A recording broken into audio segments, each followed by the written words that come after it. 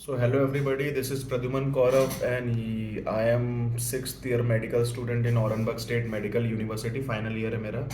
और आज हम यार options after MBBS from Russia में थोड़ा बात करेंगे। तो मैं अभी तक जितने ऑप्शंस हैं ना वो मैं सब तुम्हें बताऊंगा, जो आसान है और जो हार्ड है। तो बहुत इन्फॉर्मेटिव होने वाली मेरी ये वीडियो, और जुड़े रहिए मेरे साथ, ठीक है? क्योंकि हर कंट्री के ऑप्शन में बताऊंगा कहाँ कैसा है कहाँ कैसा नहीं है, ठीक है? तो सबसे पहले हम बात करते हैं एमबीबीएस ऑफ फ्रॉम रशिया से। तो एमबीबीएस यार तुमने कर ली, 6 साल तुम्हारा हो गया। अभी तक हम लोग का कैसा था कि इंटर्नशिप करो, एफएमजी तो करो, मतलब वहाँ से पास आउट करो, डिग्री लो, फिर यहाँ पे इंडिया के एफएमजी दो और डायरेक्ट लग जाओ, ठीक है, इंटर्नशिप करके, यही था। अभी बट जो वहाँ से बच्चे आ रहे हैं उनके लिए क्या क्या प्रोग्राम है मैं उस बेसिस पे बताऊंगा, मैं अपने बेसिस पे नहीं बता रहा हूँ, ठीक है? क्योंकि मेरा मुझे खुद कंफर्म नहीं कि हम लोग का नेक्स्ट होगा या एफएमजी होगा, इसलिए यार। बट जो देख रहे हैं वो वाला बैच तो अभी नया नया है, तो तुम लोग का तो नेक्स्ट ही होगा, ठीक है? तो तुम लोग का अगर अभी जब रशिया से तुम्हारा हो जाएगा तो वहाँ पे तुम्हें एक्रेडिटेशन एग्जाम और गॉस एग्जाम देना पड़ेगा। गॉस एग्जाम देते ही एक्रेडिटेशन एग्जाम होगा, वो मे बी इंग्लिश में हो सकता है, मे बी रशियन में हो सकता है, डिपेंडिंग ऑन द सिचुएशन कि यूनिवर्सिटी कैसे करती है। क्योंकि दोनों होते हैं, रशियन भी होता है, इंग्लिश में भी होता है कुछ यूनिवर्सिटी में, ठीक है? तो वो जैसे ही पास करते हो तुम्हें सर्टिफिकेट दे दिया जाएगा। और कहीं कहीं यूनिवर्सिटी में फेक सर्टिफिकेट भी बन जाते हैं इंटर्नशिप के, तो उसकी चिंता मत करो कि भैया हमें इंटर्नशिप तो करनी पड़ेगी या तो इंडिया में करने नहीं देंगे ये सब। तो उसकी चिंता मत करो, ये सब जुगाड़ से चलता है सिस्टम, तो वो जुगाड़ तुम्हारा हो जाएगा, ठीक है? अब वहां से तुम अगर इंडिया आ गए, वहां से अब तुम्हारे पास ऑप्शन बचते हैं कि भाई क्या क्या कर सकते हो, ठीक है? तो सबसे पहला ऑप्शन तुम्हारे पास इंडिया में आके भाई क्या है, नेक्स्ट तुम दे सकते हो, ठीक है? इंडिया में एग्जाम देके तुम ये कर सकते हो। दूसरा, तुम जर्मनी जा सकते हो, कोई भी यूरोपियन कंट्री में। तीसरा, प्लैब दे सकते हो, ठीक है?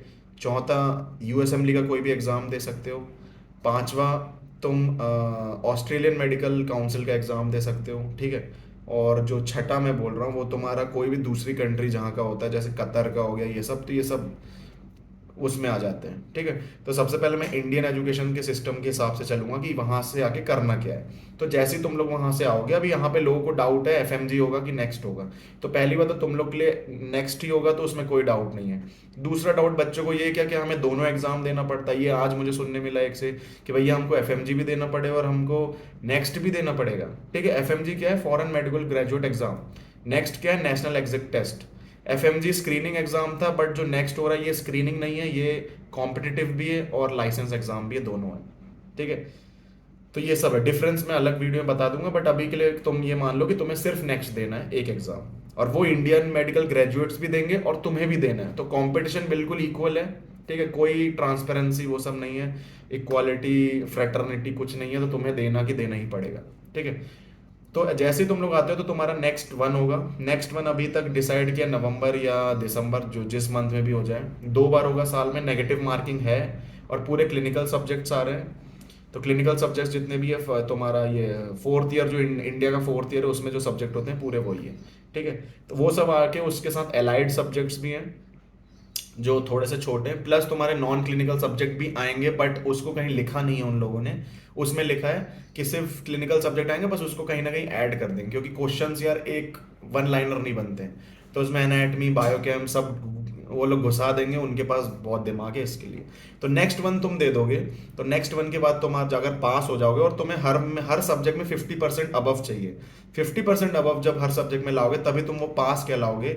और अगर नहीं पास होते हो एक दो सब्जेक्ट में, तो तुम्हें एक और अटेम्प्ट मिलेगा। मतलब ऐसे तो मिलते जाएंगे, बट एक दो सब्जेक्ट ऐसे तो पूरा लटक जाते हैं तो फिर से देना पड़ेगा। बट कोई एक सब्जेक्ट होगा, जैसे 6 एग्जाम होंगे, तो 6 में से या 5 में से तुम्हारा एक कोई लटक गया है, तो उसमें तुम्हें फिर से देने मिलेगा, उसमें तुम ला सकते हो। 50% जैसी लाए, उसके बाद तुम्हारी इंटर्नशिप होगी, ठीक है, 12 महीने की। फिर उसके बाद नेक्स्ट टू होगा। नेक्स्ट टू तुम्हारा पास या फेल वाला है, जो क्लिनिकल एग्जाम है, ठीक है? उसमें क्लिनिकल एग्जाम है तो क्लिनिकल होगा, उसमें पास फेल, इसमें कोई थ्योरेटिकल एग्जाम नहीं होगा, ठीक है? अब जो नेक्स्ट वन है, अगर उसमें फेल होगा तो क्या होगा? नेक्स्ट वन में फेल होगा तो नेक्स्ट वन फिर से देना पड़ेगा। फिर नेक्स्ट वन पास हो गए, इंटर्नशिप किया, नेक्स्ट टू में फेल हो गए तो क्या होगा? तो नेक्स्ट टू में फेल हो गए तो मे बी एक अटेम्प्ट, कहीं कहीं ड्राफ्ट में लिखा है कि एक अटेम्प्ट फिर से देने मिलेगा, अगर नहीं है तो डायरेक्ट वन फर्स्ट अटेम्प्ट देने मिलेगा। ये कुछ कुछ 50-50 चल रहा है अभी। अभी तक भी कुछ चीज़ें स्टेक ऑर्डर लगा दिया है, कुछ किए हैं, ठीक है? तो जो बहुत सारे बच्चों से रिव्यू मेरे को मिलता है या बहुत सारी चीज़ें मैं देखता हूँ, मैं उस हिसाब से बता रहा हूँ। नेक्स्ट टू में यार ये मे बी एक और अटेम्प्ट दे, और नहीं देंगे तो अभी तक तो यही है कि तुम्हें नेक्स्ट वन फिर से देना पड़ेगा। ठीक है।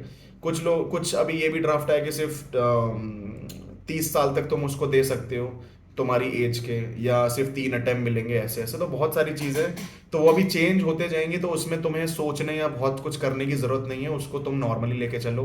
क्योंकि इंडिया में जब जब से मैं गया हूँ ना रशिया, तब से कम 18 बार ड्राफ्ट चेंज हो चुका है। तो मैं खुद इसलिए वीडियो नहीं बनाता, क्योंकि मुझे पता रहता है कि फिर से चेंज होगा। सिस्टम है यार, वो तो एक बार से अप्लाई नहीं कर सकते, उसमें चेंज होते रहेंगे। तो ये नेक्स्ट का पैटर्न था, और काफ़ी टफ रहेगा। आसान तो रहेगा नहीं, क्योंकि इंडियन मेडिकल ग्रेजुएट्स भी देंगे और ये भी देंगे। नेक्स्ट 2 का कोई रोल नहीं है। नेक्स्ट 1 से तुम्हारा लाइसेंस भी मिलेगा, अगर पास हो जाते हो तो लाइसेंस भी मिलेगा। और अगर फेल हो जाते हो, मतलब पास तो हो जाते हो, अगर पास होने के बावजूद अगर कम नंबर है तो लाइसेंस तो मिलेगा, बट पीजी में एडमिशन नहीं मिलेगा।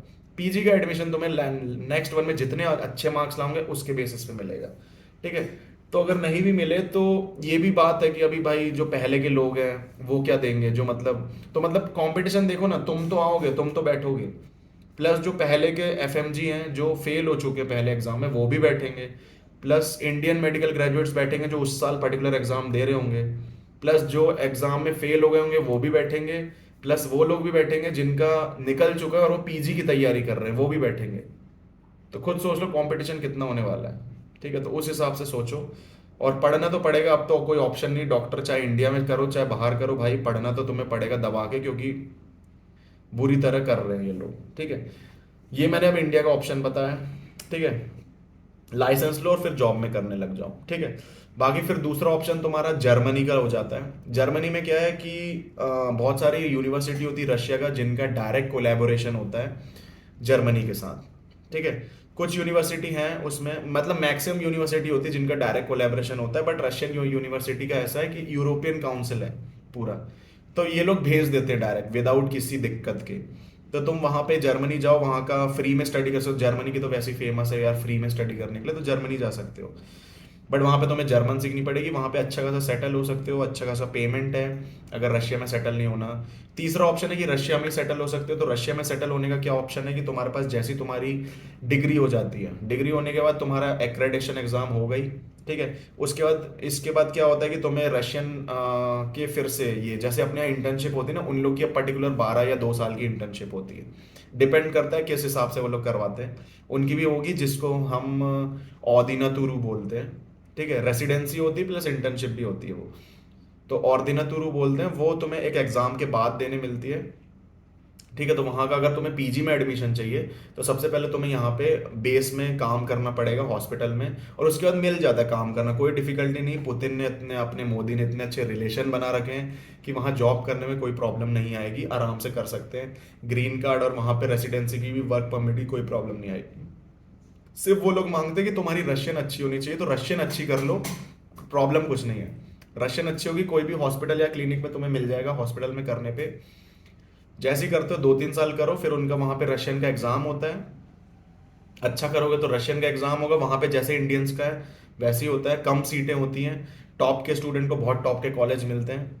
ठीक है, और जो कम स्टूडेंट उनकी फ़ीस भी फ्री होती है, बस जो कम और जो नीचे के कॉलेज होते हैं वो नीचे के बच्चों को मिलेंगे जो जूनियर रैंक्स के होते हैं।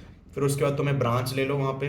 अब वहाँ पे ना पूरा डिफरेंट है। ठीक है, जैसे अपने यहाँ पे जो पीजी प्रोग्राम होते हैं वो 3 साल के होते हैं जनरली। ठीक है, बट रशिया हो गया, यूके हो गया, यहाँ पे थोड़ा अलग चलता है यार। रशिया का मुझे पता है, जैसे हम लोग की मैम थी रूमेटोलॉजिस्ट, वो मैम 3 साल में बन गई, नहीं सॉरी 2 साल में रूमेटोलॉजिस्ट बन गई। ठीक है, नहीं तो अपने यहाँ सुपर स्पेशलिटी भी होती है, उसमें 2 साल 3 साल और लगते हैं। इनके में ऐसा नहीं है। एमबीबीएस किया, पीएचडी किया, सुपर स्पेशलिटी करी और उसके बाद मस्त बन गए।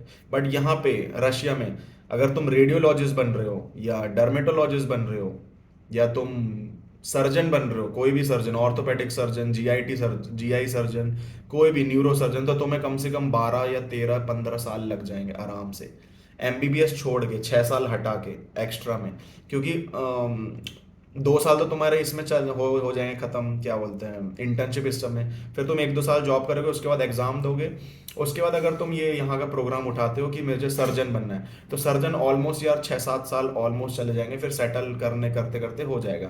पेमेंट की बात करूँ तो ठीक है, ये हम लोग ने मैम से पर्सनली पूछा था, तो ये वहाँ का वो है, ऐसा होता है। तो जैसे जो रूमेटोलॉजिस्ट है या कुछ कुछ होते हैं ना, अपने यहाँ पे एमडी होते हैं जो, ये लोग 2-2 साल में बन जाते हैं। पीडियाट्रिशियन है 2 साल में बन गए। बट जो बड़ी बड़ी फील्ड है वहाँ पे सर्जरी है और न्यूरो सर्जरी है, रेडियोलॉजी, वो वहाँ पे बहुत टाइम लगाते हैं ये लोग। और ये होता है, ठीक है। बाकी पेमेंट की बात करूँ, बहुत लोग मेरे से पेमेंट का पूछते हैं, तो पेमेंट यार रशिया में जो बेसिक पे होती है डॉक्टर्स की, वो 50 to 70,000 होती है, ठीक है। 40,000 से स्टार्ट हो जाती है, वो डिपेंड करता है कौन सी सिटी में हो, बट 70,000 एमबीबीएस को मिलते ही हैं। 50,000, 40, 60, 70, ठीक है। फिर अच्छी ब्रांच ले लोगे, डर्मेटोलॉजी है वहाँ पे, तो उसमें और अच्छे से मिल जाएगी, ठीक है। बट वहाँ पे जैसे इंडिया में है ना कि भीड़ बहुत ज़्यादा है, एक सीट को लेके बहुत बच्चे, वो वहाँ पे सिस्टम नहीं है, नॉर्मल है, तो आसानी से कर सकता है बच्चा, ठीक है। और बहुत लोग होते भी है सेटल, तो तुम्हारे ऊपर है, तुम्हें सेटल होना है तो हो सकते हो। 3 ऑप्शन बता दिए मैंने, इंडिया, जर्मनी, रशिया। अब दूसरा ऑप्शन है, थोड़ी वीडियो बड़ी हो जाएगी तो देखते रहना, ठीक है। तीसरा और ये चौथा और पांचवा ऑप्शन है तुम्हारा प्लैब वर्सेस यूएसएमली। तो मैं दोनों में स्क्रीन में फोटो लगा दूंगा, उस हिसाब से चलते जाना, ठीक है, कैसा कैसा होता है, ठीक है। तो ये सबसे पहले प्लैब का पाथवे। प्लैब के पाथवे में तुम्हें सबसे पहले डिग्री लेनी पड़ेगी, जैसा दिख रहा है तुम्हें। डिग्री ली, आईलेट्स और ओईटी दिया। डिग्री मतलब कोई भी एमबीबीएस से, कहीं से भी फॉरेन से डिग्री, ठीक है। और प्लैब के लिए देखो, प्लैब के लिए मैं सब, हाँ चलो मैं बाद में बताता हूँ, पहले यहाँ पे आईलेट्स दिया, ओईटी दिया। ओईटी तुम्हारा तुम्हारा मेडिकल का मेडिकल इंग्लिश होती है, और आईलेट्स तुम्हारा इंग्लिश का एग्जाम होता है। दोनों के स्केल देख लेना, होते हैं स्केल। प्लैब 1 इंडिया में होता है, ठीक है, क्लिनिकल होता है, क्वेश्चन अच्छे खासे आते हैं। प्लैब 1 देते ही पास हो गए तो ठीक, 70-80 हज़ार का एग्जाम होता है। प्लैब 1 पास और नहीं हुए तो फिर से दो। प्लैब 1 हुआ तो एपिक वेरिफिकेशन होता है। फिर प्लैब 2 दो, प्लैब 2 के लिए तुम्हें यूके जाना पड़ेगा। फिर जीएमसी, जनरल मेडिकल काउंसिल का रजिस्ट्रेशन होता है वहाँ पे। अब यहाँ पे तुम FY2 कोर्स में पहुंच जाओगे। FY2 यहाँ का इंटर्नशिप वाला कोर्स है, ठीक है। मतलब धीर जो कोर ट्रेनिंग वाला कोर्स होता है उसमें, फिर तुम्हारी कोर ट्रेनिंग होगी तो 2 से 3 साल वहाँ के हर चीज़ समझने के लिए, ये सब के लिए। फिर एमआरसीपी होती है तुम्हारी। एमआरसीपी इसके बाद होती है, उसके बाद स्पेशलिटी ट्रेनिंग, और फिर तुम कंसल्टेंट बन जाते हो आराम से, ठीक है। वहीं अगर मैं दूसरी साइड यूएसएमली स्टेप 1 और दोनों में कंपैरिजन करूं, तो यार यूएसएमली स्टेप 1 बेसिक मेडिकल साइंसेस का वो करवाता है, जैसे कि लिखा है 280 एमसीक्यू क्वेश्चन होते हैं, 8 आवर्स, ठीक है। और पास और फेल क्राइटेरिया होते हैं। वहीं प्लैब पार्ट 1 में क्लिनिकल मेडिकल कंटेंट होता है, बट तब भी आसान होता है प्लैब उसके चक्कर में, यूएसएमली के चक्कर में। 180 मल्टीपल चॉइस क्वेश्चन होते हैं, 3 आवर्स का पेपर होता है, और स्कोर्ड अच्छा खासा हो जाता है, पास का क्राइटेरिया ज़्यादा है। यूएसएमली स्टेप 2 अगर देखो तो ये होगा तुम, अभी ये जो स्टेप 1 है दोनों, ये तो तुम, अब इसमें क्या डिफरेंस है, जो यूएसएमली स्टेप 1 है ये तुम इंडिया, ये रशिया में दे सकते हो, जब तुम 3rd-4th ईयर में हो तब दे सकते हो ये, ठीक है। स्टेप 2 के लिए तुम्हें कंप्लीट करना पड़ता है, बट लैब के लिए तुम्हें पूरा ही कंप्लीट करना पड़ेगा, इंटर्नशिप के बाद ही दे सकते हो, तो ये ड्रॉबैक है, तो ये देख सकते हो, ठीक है। बट यूएसएमली टफ बहुत ज़्यादा है।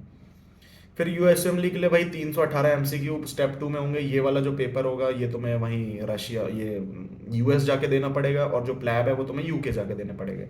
बाकी जो स्टेप 1 है दोनों के, वो तुम्हारे इंडिया में हो जाएंगे या कोई भी कंट्री में हो जाएंगे। 9 आवर्स का पेपर होगा, स्कोर हो जाता है इसमें। प्लैब 2 होगा, वो ऑस्की एग्जाम होते हैं, जिसमें अभी जो इंडिया का नेक्स्ट एग्जाम कर रहे हैं ना, जैसे वैसा टाइप का होगा। जैसे इंडिया का नेक्स्ट स्टेप 2 है क्लिनिकल वाला, जिसमें पेशेंट दिखाएंगे, पास फेल क्राइटेरिया, वो वाला है ये। 18 सिनेरियोज होते हैं अपने इंडिया में भी ऐसे, केस स्टडी, जैसे अभी रशिया में मैं भी दिखाऊंगा, स्टेशन होते हैं वैसे होते हैं स्टेशन। 18 सिनेरियो होते हैं, 8 मिनट ईच के, 3 आवर्स के, स्कोर्ड होते हैं, but can be only taken in UK, ठीक है, ये होता है। यूएसएमली टफ होता है यार, चैलेंजिंग मोर है, अटेम्प्ट 4 ही मिलते हैं, और ये लेस चैलेंजिंग होते हैं, स्कोर्ड अटेम्प्ट 4 या उससे ज़्यादा मिल जाते हैं। अब रेसिडेंसी अगर करनी है तुम्हें यूएसए वर्सेस यूके में, तो उसके लिए क्या है, लेंथ इसका भाई 3 साल या प्लस लग सकते हैं यूएसए में। फेलोशिप होती है 1 से 3 ईयर्स कर सकते हो। अब यहाँ पे FY2 1 ईयर होता है, FY2 मतलब जो इंटर्नशिप वाला प्रोग्राम होता है वो। फिर कोर ट्रेनिंग होती है 2 से 3 साल की, तो 4 साल तुम्हारे वैसे ही चले गए। 4 साल चले गए, उसके बाद तुम्हारी स्पेशलिटी ट्रेनिंग होती है, ठीक है। कॉम्पिटिटिव स्पेशलिटी इसका ईजियर होता है, इसमें हार्डर होता है यूएस में। सैलरी यार भाई यूएस है तो ज़्यादा ही होगी, एवरेज सैलरी $64,000 में रहती है। और मून लाइटनिंग होती है। मून लाइटनिंग मतलब एक होता है, तुम सर्च कर सकते हो, तो उसमें जनरली मतलब जॉब कर सकते हो अपने हिसाब से, कॉल्स आते हैं वो सब, ठीक है। और सैलरी यूके में कितनी 42,000 पर ईयर होती है, और कॉल्स आते हैं रात में, या तुम अपने डिपेंडेंट होता है कितने कॉल्स, मतलब इमरजेंसी के वो सब। वर्क लाइफ बैलेंस भाई 80 आवर्स पर वीक में होता है और 24 आवर्स कॉल आ सकता है। यहाँ पे 48 आवर्स है पर्टिकुलर, इतना ही काम करना पड़ता है। 12 आवर्स है जो इमरजेंसी सब कर सकते हो। रिसर्च में यार रिसर्च ज़्यादा ही होगी, क्योंकि यार यूएसए है तो यूएसए में प्राइवेट हॉस्पिटल बहुत ज़्यादा है, तो ये कर सकते हो। तो मोर एडवांस टेक्नोलॉजी ये सब है। यूके में यार हॉस्पिटल कम है तो रिसर्च कम होगी, और technology as compared to USA वो कम है।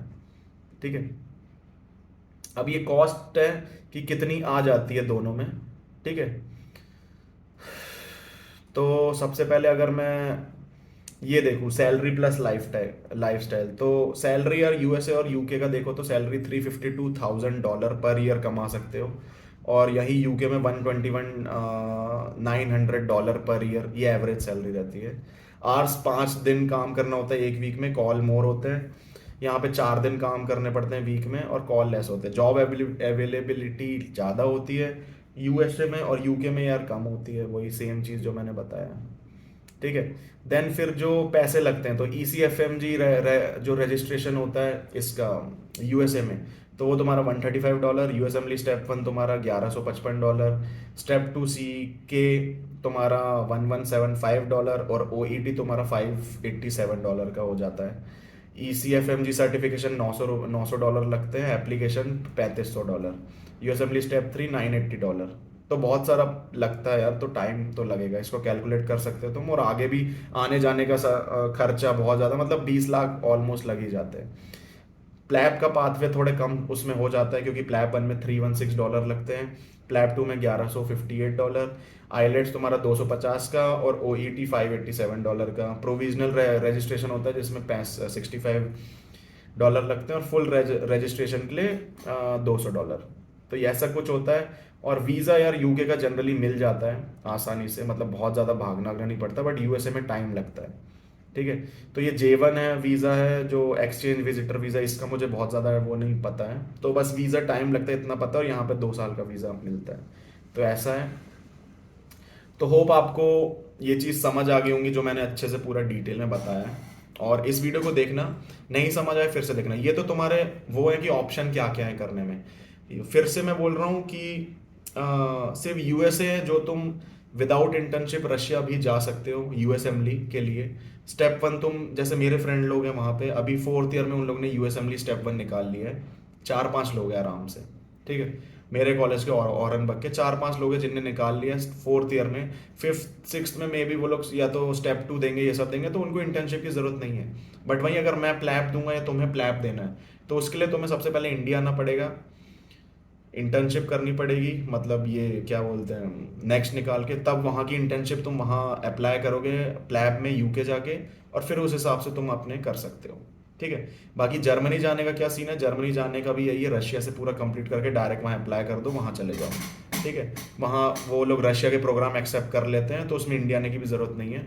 ठीक है, बट वही है कि सिर्फ यूके और यूएसए की डिग्री इंडिया में वैलिड होगी, और जर्मनी रशिया की डिग्री वैलिड नहीं रहेगी। उसके लिए तुम्हें एग्जाम देना पड़ेगा नेक्स्ट का।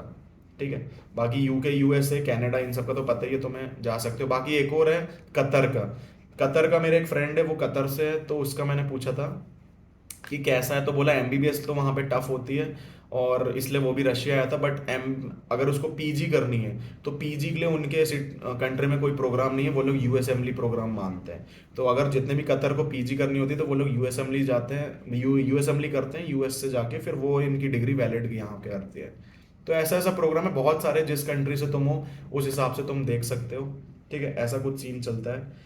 बाकी मेन तो मेरा यही रहेगा, तुम लोग को यही बोलूँ कि इंडिया हो पहले ये करो। तो ये सब जितने ऑप्शंस थे मैंने सब बता दिए, अच्छे से ध्यान से सब सुनना, और इन्फॉर्मेटिव लगी हो तो like share and subscribe. Thank you.